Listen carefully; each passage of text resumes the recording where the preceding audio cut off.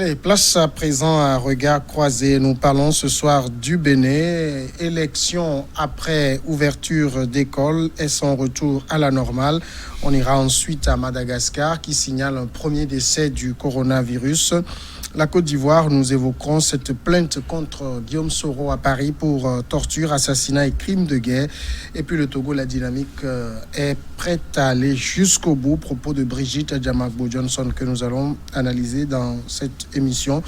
Pour en parler, je reçois ce soir David Djagbavi, togosite.com. Bonsoir David. Bonsoir Samuel, bonsoir Dimas et bonsoir aux téléspectateurs. Dimas Dikodo, Forum de la semaine. Bonsoir Dimas.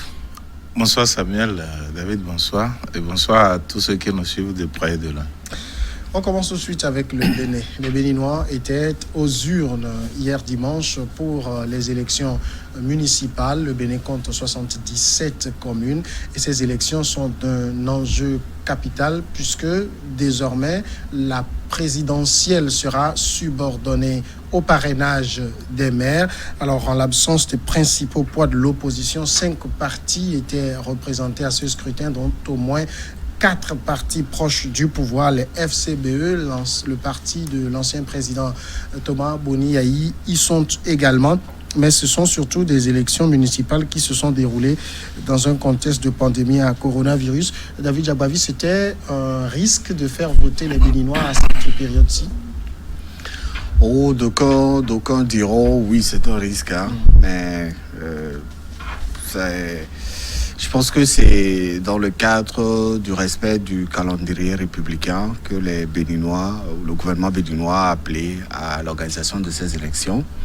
C'est vrai qu'aujourd'hui, la planète entière traverse une crise sanitaire qui est connue de tous, mais certains pays africains ont réussi quand même à faire passer le programme électoral dans la gestion de cette crise sanitaire. Le Mali l'a fait tout récemment, la Guinée c'est la Guinée qui avait ouvert, je crois, la porte, le Burundi aussi.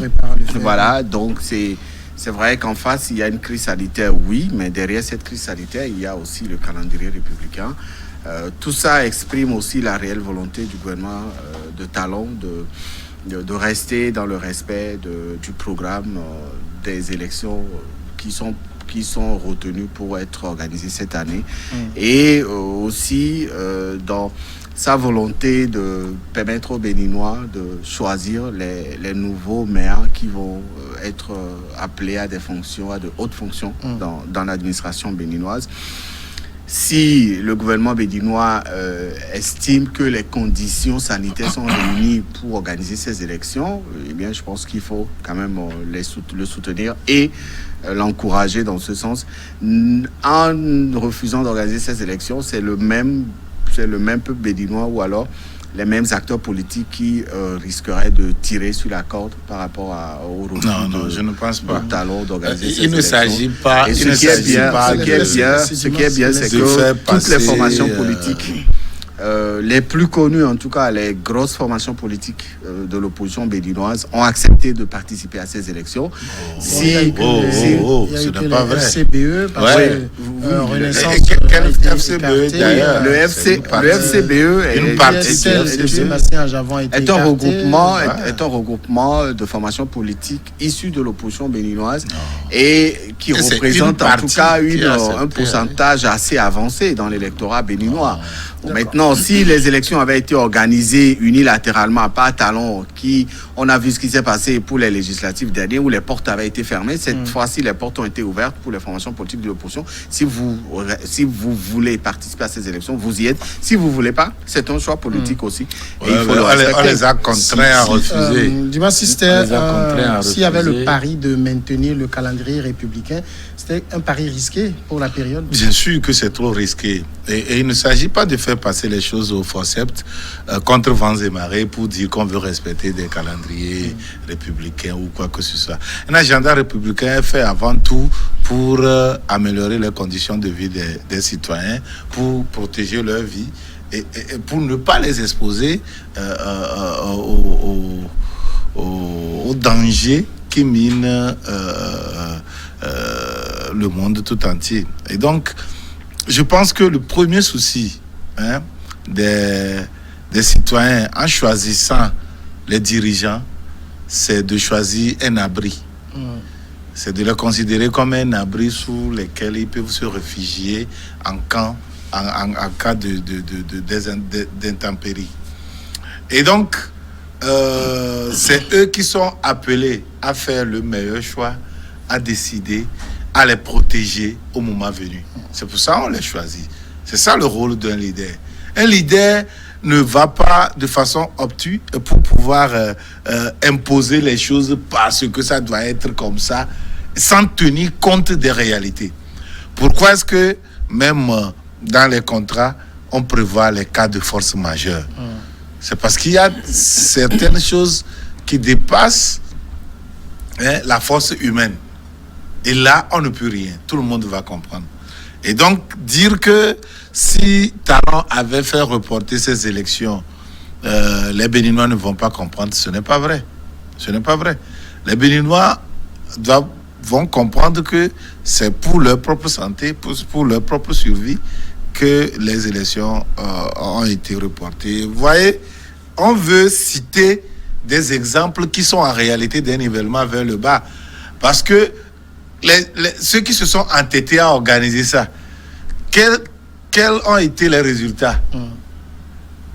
Ça, on a vu que ça a doublé, triplé, voire quadruplé même le chiffre des contaminés dans le pays. Et dans certains pays, les organisateurs ils ont laissé leur vie. En Guinée, par exemple, le président de la commission électorale nationale a laissé sa vie dedans. Non, mais qu'est-ce qu'on veut gagner en imposant un agenda républicain qui, en réalité, doit promouvoir le bien-être ou bien le mieux-être des Béninois? Et donc, moi, je pense que ce n'est même pas un pari risqué. C'est trop modéré, ou bien c'est trop juste, ça ne qualifie même pas la chose. Le réel attribut, c'est un pari irresponsable. Mais les Béninois se sont toujours fait j'allais dire, les paragons de vertu, surtout démocratique. Ils avaient le choix, s'ils sont aussi mûrs, d'aller ou de ne pas aller. C'est vrai qu'on ne connaît pas encore le taux de participation. Le taux, vous entendez l'opposition? Non.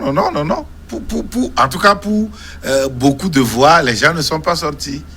Ce n'est pas ça le peuple béninois qu'on connaît en matière électorale. Et donc, c'était un boycott qui ne dit pas son nom, mais les politiciens, à partir du moment où c'est eux qui donnent les chiffres, vont maintenir ça, vont donner les chiffres qui les avantagent, au lieu de donner les réels chiffres concernant cette pandémie dans le pays et prendre les dispositions qu'il faut. On va vouloir tronquer les chiffres d'ailleurs au niveau. Alors, déjà, on a vu avant l'ouverture des écoles, parce qu'il faut dire que cette élection intervient, j'allais dire, quelques jours après l'ouverture des écoles. Avant l'ouverture, on a fait des tests aux enseignants et autres, et les cas ont augmenté, puisque le Bénin était à 96 cas, le Bénin est passé à plus de 300 cas en l'espace de quelques jours.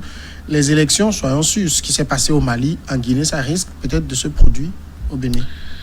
Ouais, ce qu'il faut comprendre aussi, c'est que on a forcé personne à aller voter. Le vote n'est pas une obligation au Bénin.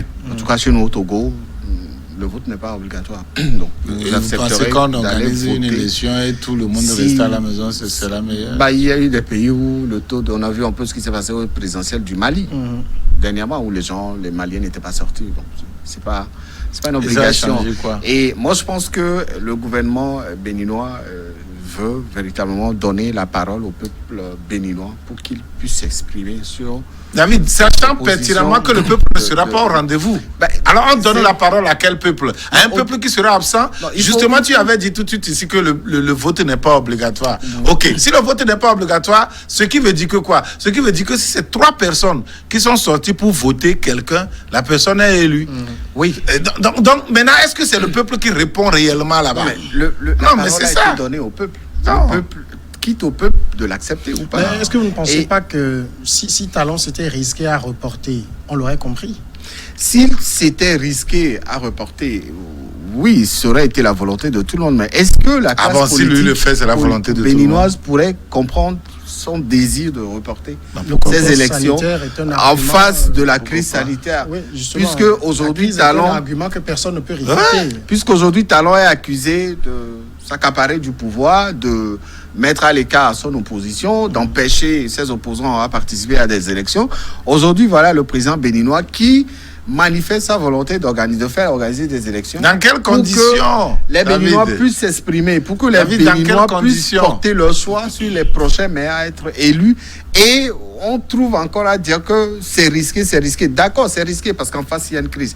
Mais rappelons aussi que les réalités sont différentes d'un pays à un autre. Si le cas du Mali a augmenté ou alors le cas de la Guinée a augmenté après les élections, mais qu'est-ce qui prouve que ça va être la même chose au Bénin? Nous avons vu comment aussi, mais nous avons vu un peu comment le Bénin a géré la crise du coronavirus. C'est l'un des pays de la sous-région ouest africaine à avoir eu le courage de déclarer officiellement son incapacité à imposer un confinement à l'ensemble de sa population. Et tu penses que c'est une décision très courageuse? Qu'est-ce que tu appelles courageux? Aucun pays de la sous-région, en tout cas je ne connais pas, même chez nous au Togo, il y a eu ce qu'on peut appeler un confinement partiel, puisqu'il y a eu un couvre-feu, il y a le réaménagement des horaires de travail, il y a eu l'obligation de porter des masques, l'installation des... Non, au Togo, il n'y a pas l'obligation de porter des masques. C'est plutôt le Bénin. De masques. Bon, quand je parle d'obligation... Vous avez vu les images quand même hier, on peut dire que c'est vrai que la plupart de ceux qui venaient dans les bureaux de vote portaient des masques, mais la distanciation sociale, c'était pas ça. Hein? Oui, la distanciation sociale viendra de qui? Viendra des électeurs. Le président... Oui, justement, rien n'a été respecté, c'est les sources de contamination. Oui, mais il faut que le peuple aussi participe à cette lutte-là. C'est pas seulement le gouvernement. Le gouvernement ne viendra pas mettre 1 mètre de distance entre les électeurs. Si vous-même, en tant qu'électeur, on vous dit de mettre 1 mètre entre vous et l'autre, et que vous arrivez dans les rangs, et que vous restez coincé à l'autre, aucun gouvernement ne viendra vous enlever de votre place. Même en France, aujourd'hui, la distanciation sociale quand on a demandé aux gens de sortir, on a marqué.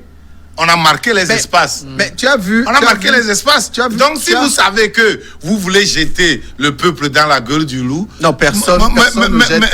Marquez au moins l'espace pour permettre aux gens de se retrouver. Si le gouvernement ne marque pas, vous qui êtes citoyen, toi, tu avez en face vu le peuple naturellement sage. Non, mais il faut quand même à un moment arrêter de toujours dire que c'est au gouvernement de faire ci, de faire ça. Lorsque le gouvernement béninois a imposé le port de masque, si vous voulez, vous le portez. Si vous ne voulez pas, vous le portez. Le gouvernement béninois ne tombera pas malade à votre place. OK? Alors, si vous savez, on vous dit tous les jours sur les médias d'observer une distanciation sociale d'1 mètre et que vous arrivez le jour des élections et que vous collez à l'autre, c'est pas le gouvernement béninois qui va être malade. C'est vous qui allez être malade. Comment on met une loi en place, une loi qui est mise en place sans coercition? Ça tombe en désuétude en quelques jours seulement. Après, ça mise en application. Le problème, c'est que, un peu partout dans le monde entier, c'est peut-être la manière de coercition qui diffère, la punition qui diffère, la façon de verbaliser qui diffère, mais il faut quand même sévir. Parce que l'homme et le peuple n'est pas naturellement sage. Il faut l'amener à être sage. Et puis partout dans le monde entier. C'est pour ça que vous n'allez jamais voir un pays sans policiers. On peut ne pas voir l'armée. Mais même la Suisse a des policiers. Même la Suisse a des policiers. Pourquoi? Parce qu'il faut amener l'homme à être sage. Naturellement, comme ça, on ne peut pas. Et donc, c'est le rôle. Et ça fait partie du rôle régalien du pouvoir central, d'amener les gens à respecter les mesures qui sont prises. Donc si tu dis que le gouvernement prend, alors si chacun est libre de faire, si tu ne le fais pas, non, ça ne se fait pas comme ça. Ça c'est un. De deux, c'est ce même gouvernement qui a mis les gens dans la gueule du loup. Il a l'obligation de prendre des dispositions pour que les gens n'enfreignent pas aux lois qui vont leur porter préjudice. C'est ça. C'est une obligation de ce gouvernement. Mais l'État l'a fait. Mais c'est ça. Non, mais en quoi faisant? En les appelant à aller voter au moment où... on t'a donné le chiffre, on t'a donné le score. Ça dit que la contamination, comment ça s'est... Et puis ça, ce n'est que le début du commencement. Hein. Non, mais pour le moment, aucun chiffre n'a été sorti après les élections. Les élections, non, mais attends, je dis... C'était hier, donc il faut attendre avant le scrutin pour l'ouverture de la... Pour l'ouverture, tu sais qu'il y a des cas disséminés dans la population. Mais c'est partout comme ça. Même au Togo, il y a des cas. Est-ce qu'il faut prendre ce risque d'amener les gens à se côtoyer? Tu vois, au Togo, on n'était pas comme ça. C'est la souplesse, le déconfinement du Ghana qui nous a fait emporter ces cas-là. Ce n'est même pas uniquement au Ghana. D'autres sont venus du Bénin, d'autres venus du Nigeria, d'autres venus du Burkina. Et on a été victime de ça. Vous avez vu que même le Burkina se plaint du Ghana. Les pays limitrophes, la Côte d'Ivoire se plaint du Ghana. Et tout ça aussi, c'est des calculs politiques et politiciens pour dire que voilà, on doit faire le gouvernement béninois d'irresponsable dans le cadre de l'organisation. C'est vraiment irresponsable. Pour moi, quand même, c'est un peu trop. Parce que c'est vraiment irresponsable. En face, il y a un besoin, il y a une priorité qui est là. C'est vrai que aujourd'hui, c'est la crise sanitaire. Tout le monde en parle, mais ça n'empêche pas le pays d'avancer, d'évoluer. Avancer comment? Si les élections municipales peuvent participer à faire avancer le Bénin, le pays ne peut pas mourir. Dans la structuration politique de ce pays, autant l'organiser. Aujourd'hui, ça a été fait. Attendons de voir si les chiffres vont augmenter. Mais ça va augmenter. Et attendons de voir les dispositifs. Non, ça va augmenter. Le gouvernement béninois. À moins qu'ils ne veulent pas donner les vrais chiffres. Si le gouvernement béninois. À moins qu'ils ne veulent pas donner les vrais chiffres. Sinon, ça va augmenter. Aussi longtemps que les mêmes conditions sont réunies. Un risque fort. On n'aura que les mêmes résultats. S'il y aura un risque fort de contamination ou alors d'exposition de la population à ce Covid-19 dans le cadre de cette dernières élections, je pense que le gouvernement béninois est assez sage. Non. Justement, ce gouvernement manque de cette sagesse dont tu parles là. Le gouvernement béninois agit comme ce que Macron fait là. En désordre. C'est-à-dire qu'ils sont là, ils pensent que bon, c'est l'argent ou c'est rien. Comment faire pour que l'argent, sans penser au peuple. Et c'est justement le comportement de Macron. C'est justement le comportement de Macron. Non, ça ne doit pas se passer comme ça. On voit les élections ont eu lieu. Il y a eu aussi la rentrée scolaire qui a eu lieu. Ça veut dire quoi? Le Bénin est revenu à la normale? Ils sont en train d'aller à une situation de normalité. Il faut faire avancer le pays après tout. Vous savez, le Bénin revient de très loin avec la fermeture de la frontière avec le Nigeria. Avant que le Covid n'arrive, on a vu comment l'économie béninoise a suffoqué. Et donc aujourd'hui, il faut relancer les secteurs d'activité qui puissent participer au développement de ce pays. Il y a eu la décision de l'ouverture des écoles. Alors si le constat a dégagé qu'il y a plus, il y a moins de mal que de peur, ou comment on formule cela, je ne sais plus trop. Eh bien, allons aux élections. Et donc aujourd'hui, l'État béninois a besoin de relancer le pays dans une situation de normalité. Mais dans quelles conditions? C'est ça. Beaucoup de pays le font. On va aller à la pause. Tout le monde sait qu'il faut relancer le pays. Mais dans quelles conditions? On va aller à la pause et on revient continuer de parler.